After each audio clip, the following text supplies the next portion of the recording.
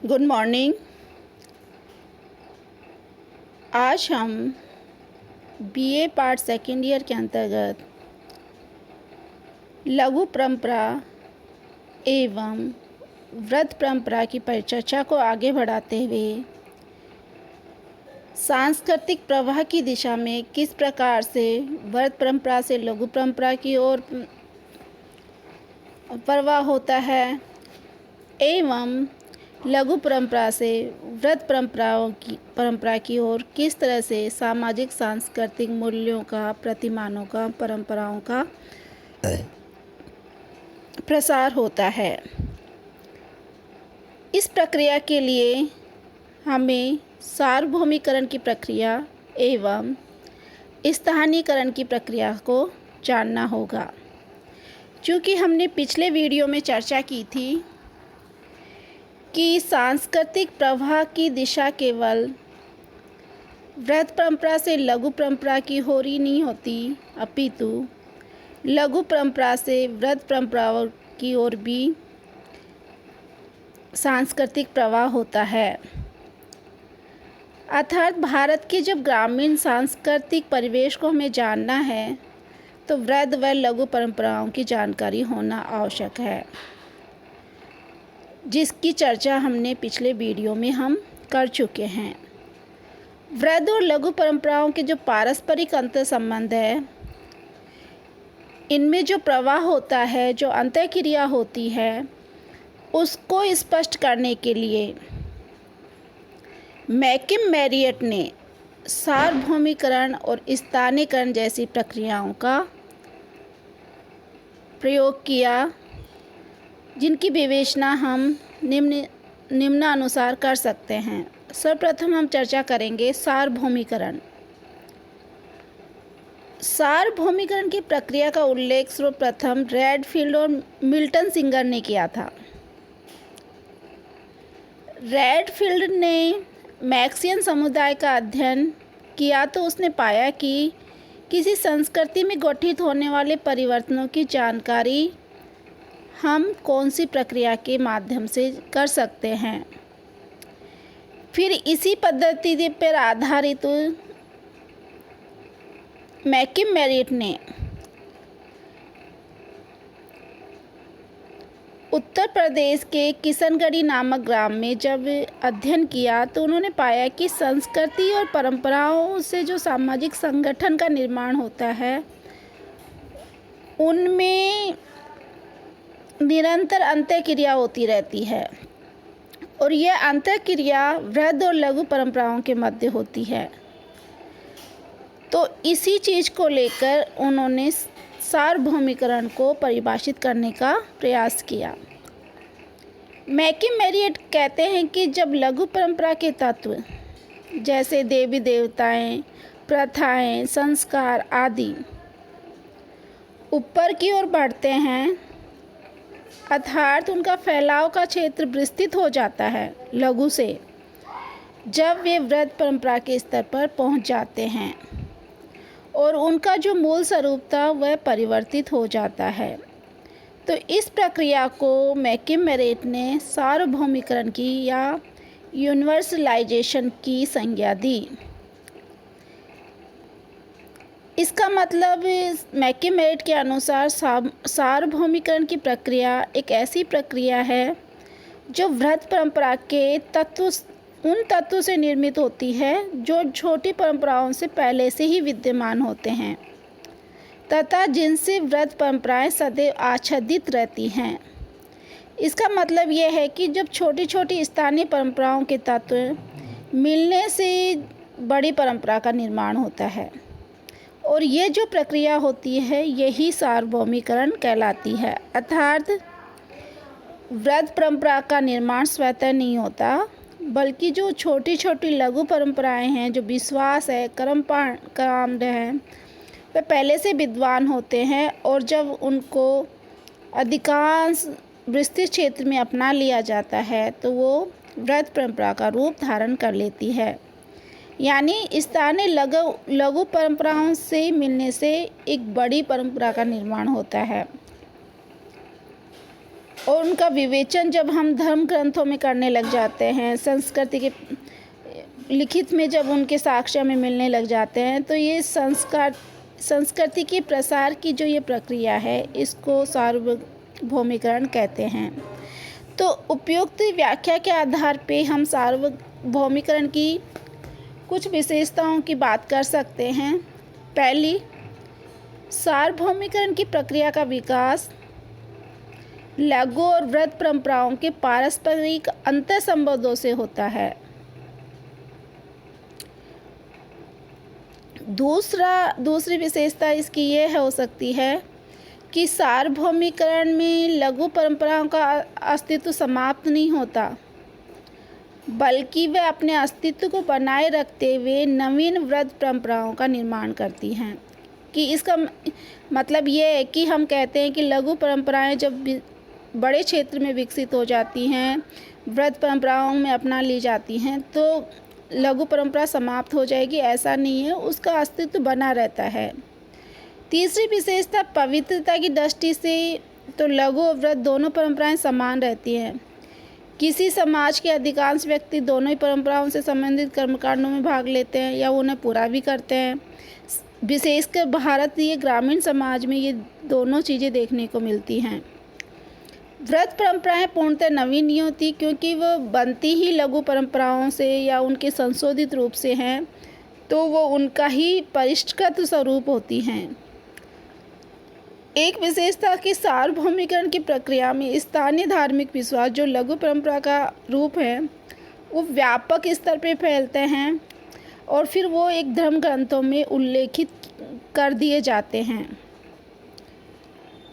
तो उपयुक्त विशेषताओं के आधार पे हम कह सकते हैं कि लघु परंपरा के तत्व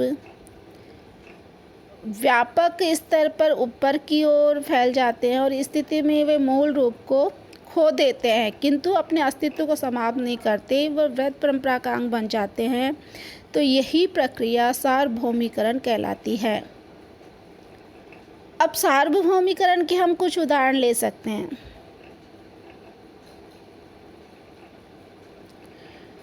सोरती मैकम मेरिट कहते हैं कि जब उन्होंने किशनगढ़ क्षेत्र का अध्ययन किया तो उन्होंने पाया कि दीपावली के त्यौहार के अवसर पर जहाँ ग्रामीण लोग अपने घर की दीवारों पर चावल के आटे की प्रतिमा बनाते हैं, जिन्हें वो सोरती कहते हैं, और इसे वे देवी का रूप मानते हैं। इसकी पूजा दिवाली के लोग वो अवश्य करते हैं। यहाँ के लोगों की मान्यता है कि लक्ष्मी धनवानों की देवी है और सोरती उनकी अपनी देवी है। वैसे सोरती के अतिरिक्त लक्ष्मी की पूजा भी यहाँ की जाती है। तो मैकम मेरिट का मानना है कि सोरती से संबंधित जो विचार लघु परंपरा से जुड़े हैं, उनका विस्तार ऊपर की ओर हो गया और उसके स्वरूप में परिवर्तन हो गया और उसे लक्ष्मी का रूप दे दिया गया। और लक्ष्मी को वृहद परंपराओं में गिना जाता है। यहाँ लघु परंपरा सोरती का परिवर्तित रूप ही लक्ष्मी होता है। तो यही सार्वभौमिकरण कहलाती है। ऐसे सलूनों के रूप में भी मैकम मेरिट ने एक उदाहरण दिया। उन्होंने बताया कि जिस दिन सब जगह रक्षाबंधन का त्यौहार मनाया जाता है, उसी दिन किशनगढ़ी में सैलूनों का त्यौहार मनाया जाता है।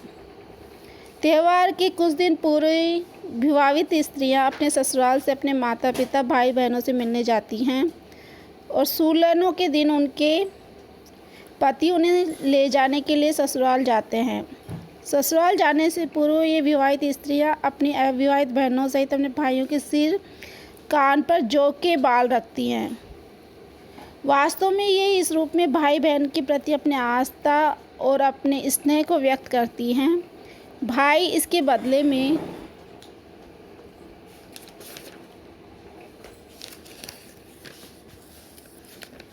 उसे कुछ धन या सिक्के प्रदान करता है, क्योंकि वह अपनी बहन को बिना कुछ उपहार दिए जाने की नहीं देता। तो रक्षाबंधन का त्यौहार भी इसी तरह से मनाया जाता है, जिसमें भाई बहन के प्रति स्नेह व्यक्त करने के लिए कुछ उपहार देता है, बहन उसको राखी बांधती है और ये परंपराएं चली आ रही हैं। इस प्रकार रक्षाबंधन की उत्पत्ति, जैसा कि मैकियम मेरिट का मानना है, सैलूनों जैसी परंपराओं से हुआ। सैलूनों का फैलाव होता गया और उसे रक्षाबंधन के रूप में मनाया जाने लगा। तो यही सार्वभौमिकरण की प्रक्रिया कहलाती है। मैकियम मेरिट ने कुछ और भी उदाहरण सार्वभौमिकरण की प्रक्रिया के दिए, जैसे ठाकुर ठकुराइन, नैन सुख एवं कल्याण और मियाँ साहब नामक स्थानीय देवता भी सार्वभौमिकरण की प्रक्रिया को स्पष्ट करते हैं, जिनकी उत्पत्ति एक स्थान विशेष और क्षेत्र विशेष में हुई है। किंतु एस.एल. श्रीवास्तव मैकियम मेरिट के इन उदाहरणों की आलोचना करते हैं। उन्होंने राजस्थान और पूर्वी उत्तर प्रदेश में आणविक अध्ययन पर मैकियम मेरिट के विचारों से असहमति प्रकट करते हुए बताया कि इन त्योहारों की जड़ व्रत परंपराओं में ही है। वास्तव में श्रीवास्तव का कहना है कि सोरथी कोई अन्य देवी नहीं वरन लक्ष्मी ही है। सोरथी शुक्रात्रि का अपभ्रंश रूप है, जो दीपावली के त्योहारों का प्राचीन नाम है।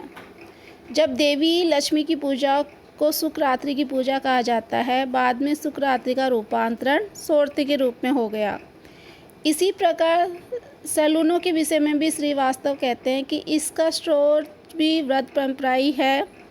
इस प्रकार रक्षाबंधन का त्यौहार, जो कि सैलूनों के नाम से जाना जाता है, श्रावण मास की पूर्णिमा के दिन होता है और ये भी व्रत परंपरा से ही संबंधित है। वास्तव में ये स्पष्ट करना कठिन है कि कौन से तत्व की उत्पत्ति व्रत परंपरा से हुई है और कौन से तत्व की उत्पत्ति लघु परंपराओं से हुई है। किंतु जो ये अंतःक्रिया है, जो आदान प्रदान होता है, वो कहीं न कहीं हमें सार्वभौमिकरण की प्रक्रिया को स्पष्ट करता है। सार्वभौमिकरण के साथ ही एक स्थानीयकरण की प्रक्रिया भी पाई जाती है, जिसकी चर्चा हम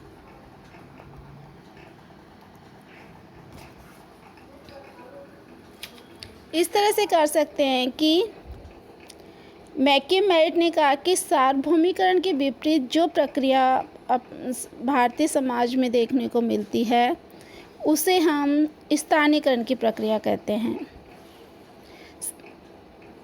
साधारणतः स्थानीयकरण को संकीर्णता, देहातीकरण अथवा ग्रामीकरण के रूप में प्रयुक्त किया जाता है। मैकियम मेरिट कहते हैं कि जब लघु परंपराएं और व्रत परंपराओं से संबद्ध करके इसको इस तरह से हम देख सकते हैं कि व्रत परंपरागत तत्वों का नीचे की ओर बढ़ना तथा लघु परंपरा के तत्वों में मिल जाना ही स्थानीयकरण की प्रक्रिया कहलाती है। उनका मानना है कि कुछ संस्कृतियों की पुरानी पड़ जाने पर व्रत परंपराएं परिवर्तित हो जाती हैं। उस अवस्था में उन परंपराओं का स्थानीय विश्वासों और स्थानीय आवश्यकताओं के अनुसार परिवर्तन कर लिया जाता है। इसका मतलब यह है कि अनेक जो कर्म कांड है, विश्वास है आदि लघु परंपराएं तथा स्थानीय विशेषताओं के रूप में जब विकसित हो जाते हैं व्रत परंपराओं के, तो यही प्रक्रिया स्थानीयकरण कहलाती है। मैकियम मेरिट ने किशनगढ़ी ग्राम के अध्ययन के आधार पर स्पष्ट किया कि जब व्रत परंपराओं में ग्राम की स्थानीय विशेषताओं का समावेश होने लगता है, तो ये प्रक्रिया स्थानीयकरण कहलाती है। इसकी उपयोगिता और महत्व के संबंध में ग्रामीण समाज अनभिज्ञ होता है और वह यहाँ तक कि सभी के विचार भी उसके विषय में अलग अलग होते हैं। परिणाम स्वरूप एक ही व्रत परंपरा से आने वाली पद्धतियाँ क्षेत्र विशेष में अलग अलग स्वरूपों में देखी जा सकती हैं या स्थानीय विशेषताओं का उसमें समावेश हो जाता है।